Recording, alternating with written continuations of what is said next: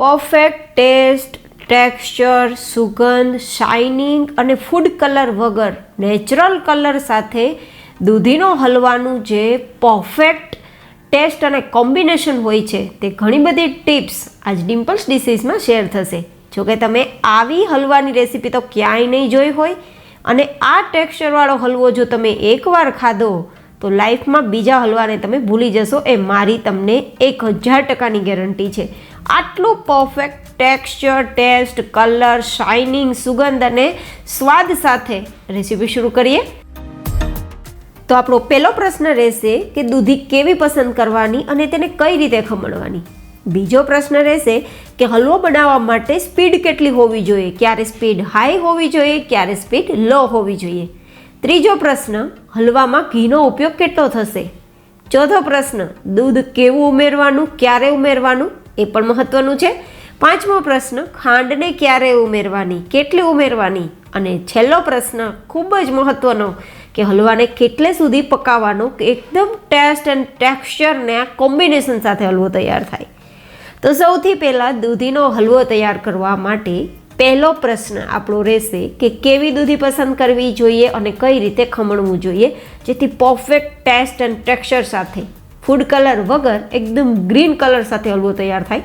તો જેમના જવાબમાં આવે છે હવે દૂધીને આપણે એકદમ કૂણી હોય એટલે કે જેની અંદર બીજ એકદમ હોય જ નહીં અને હોય તો એકદમ નાના હોય તેવી પસંદ કરવાની અને જેનો કલર એકદમ લીલો હોય તેવી પસંદ કરવાની, તો જ હલવો પરફેક્ટ કલર સાથે ને ટેક્સચર સાથે બનશે. હવે આ રીતે આપણે છાલ ઉતારી લેશું અને છાલ ઉતાર્યા બાદ દૂધીને એકવાર તમારે ચાખી લેવી કે કડવી નથી ને. ઘણીવાર દૂધી ઝેરવાળી હોય છે, કડવી હોય છે તો એ ખાવી બરાબર નથી. ઘણીવાર ઘણા લોકોને દૂધી ખાવાથી ઘણા બધા ઇસ્યુઝ થાય છે, તે ન થાય તે માટે હંમેશા દૂધીનો ઉપયોગ કરતી વખતે દૂધીને એકવાર ચાખીને પછી જ ઉપયોગ કરવો. હવે આ દૂધીના આ રીતે ટુકડા કરીને ચેક કરવાનું, અંદર બીજ ના હોય તો જ ખમણવાની, બીજ હોય તો હલવો બનાવવાનું ભૂલી જવાનું. હવે આ રીતે જે મોટો મોટો ગર્ભ છે ને તેને કાઢી લેશું. વધારે નથી કાઢવાનો, થોડો થોડો જ કાઢવાનો છે. જો આ રીતે મોટા કાણાવાળી આપણી ખમણી હોય ને તે જ ઉપયોગમાં લેવાની. મોટા કાણાવાળી ખમણીથી આપણે દૂધીને ખમણશું ને તો ખમણ થોડું મોટું થશે, જાડું થશે અને જેના કારણે આપણે દૂધની થિકનેસને તે બરાબર પકડી લેશે અને પકડવાના કારણે ટેક્સચર એકદમ લચકદાર આવશે. તો ખમણતી વખતે પણ આ વસ્તુ ખાસ ધ્યાનમાં રાખવાની. હવે આપણો બીજો મહત્વનો પ્રશ્ન છે કે દૂધીને આપણે ખમણવા માટે કેટલી સ્પીડ હોવી જોઈએ. આમ તો દૂધી ખૂબ જ ગુણવાન છે પણ આ એનો એક દુર્ગુણ પણ છે કે જેવા ટુકડા કરીએ કે કાળી પડતી જાય છે. તો ફટાફટ આપણે દૂધીને ખમણવામાં હાઈ સ્પીડ રાખવાની, 180 સ્પીડ કરતાં પણ વધારે સ્પીડ આપણે રાખવાની રહેશે જ્યારે તમે દૂધીને ખમણતા હોય ત્યારે. હવે જેમ હું ખમણતી જાઉં છું તેમ હું આગળની પ્રોસેસ પણ કરતી જઈશ જેથી દૂધી કાળી ના પડે.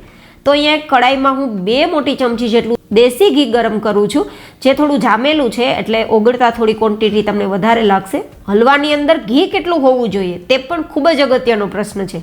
ઘણા બધા લોકો હલવો બનાવવામાં ઘીની કંજૂસી કરે છે, બટ ક્યારેક હલવો ખાવાથી અને ક્યારેક હલવાની અંદર વધારે પડતું ઘી હોય અને તે ખાવાથી નુકસાન કરતાં ફાયદા જ વધારે છે.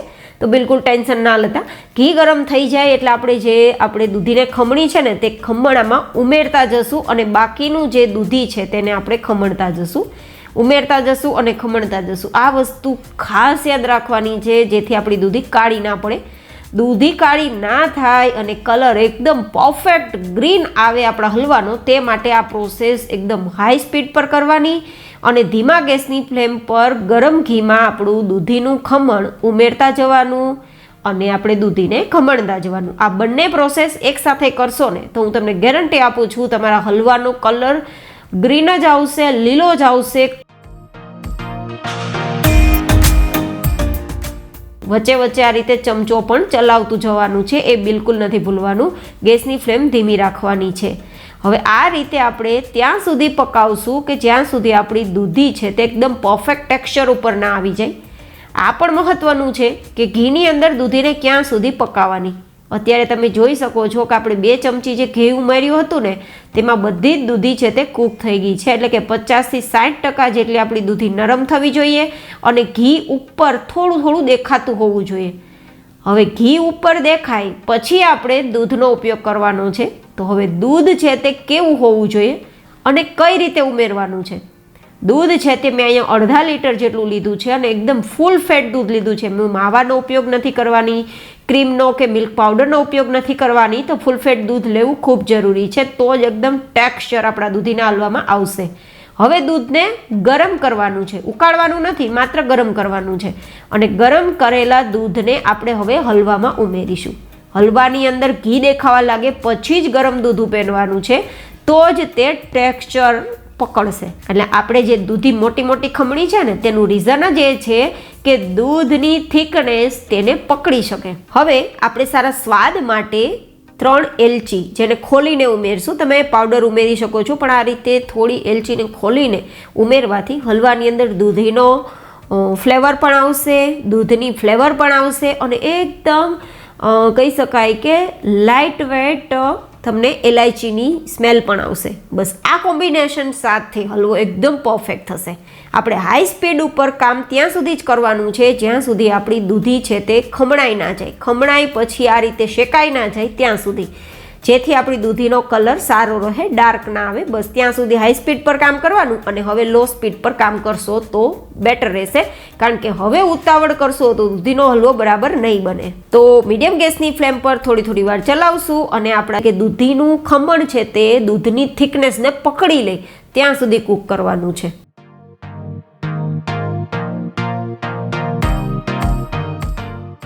તો તમે જોઈ શકો છો, હું લગભગ 25-30 મિનિટ પછી તમને ટેક્સચર બતાવું છું. તો ઉપર ઘી દેખાવા લાગ્યું છે. જો આટલું પરફેક્ટ ટેક્સચર આવે, ઉપર ઘી દેખાવા લાગે પછી આપણે ખાંડ ઉમેરવાની છે. એ ખાસ મહત્વનો પ્રશ્ન છે કે ખાંડ ક્યારે ઉમેરવાની. ખાંડને જો તમે થોડી વહેલી ઉમેરી દેશો તો જે ખાંડ છે તેનો કલર થોડો ડાર્ક આવી શકે છે. અને બીજું એ ખાંડ છે તે ગરમ વસ્તુમાં જવાથી ઓગળે છે અને પાણી છોડે છે, અને પરિણામે દૂધ અને ખાંડનું પાણી મિક્સ થતાં તે એકદમ પાતળું ફોર્મ થઈ જાય છે અને પરિણામે દૂધની જે થિકનેસનું ટેક્સચર આવવું જોઈએ અને દૂધી સાથે તે જે મેચ થવું જોઈએ તે બિલકુલ નહીં થાય. અને હવે ખાંડ ઉમેરતા પણ જેમ જેમ મિક્સ કરતા જશો ને તેમ કલર થોડો લાઇટ ઉપર આવી જશે, કારણ કે હવે માત્ર દૂધીની અંદર ખાંડનું પાણી જ થવાનું છે. તે પાણીના કારણે તે કલર થોડો લાઇટ ઉપર આપશે. અને હવે થોડી વાર આ રીતે ચલાવીશું અને ખાંડને આપણે પકાવીશું. ખાંડને માત્ર ઉગાડવાની નથી, પકાવવાની છે. અને ત્યાં સુધી પકાવવાની છે કે જ્યાં સુધી તેની ઉપર ઘી ન દેખાવા લાગે. હવે થોડું ઘી દેખાય છે તો તમે ડ્રાયફ્રૂટ્સ ઉમેરવા હોય તો ઉમેરી શકો છો. અહીંયા આપણે એક્સ્ટ્રા ઘીમાં ડ્રાયફ્રૂટ શેકવાની જરૂર નથી, કારણ કે અત્યારે જે તમને ઘી દેખાય છે ને તેમાં ડ્રાયફ્રૂટ્સ ઉમેરશો ને તો ઓટોમેટિક શેકાઈ જશે. અને આ જે પિસ્તા અને બદામની તમને સ્લાઇસ દેખાય છે ને, તે સ્લાઇસ તમારે કઈ રીતે બનાવવી તેની રેસીપી જોતી હોય તો આઈ બટનમાં લિંક આપી દઈશ, તમે જોઈને ઘરે બનાવી શકો છો. તો સૌથી અગત્યનો પ્રશ્ન છે કે હલવાને ક્યાં સુધી કૂક કરવાનો. તો તેનો જવાબ છે કે હલવો છે તે કડાઈને છોડવા લાગવો જોઈએ.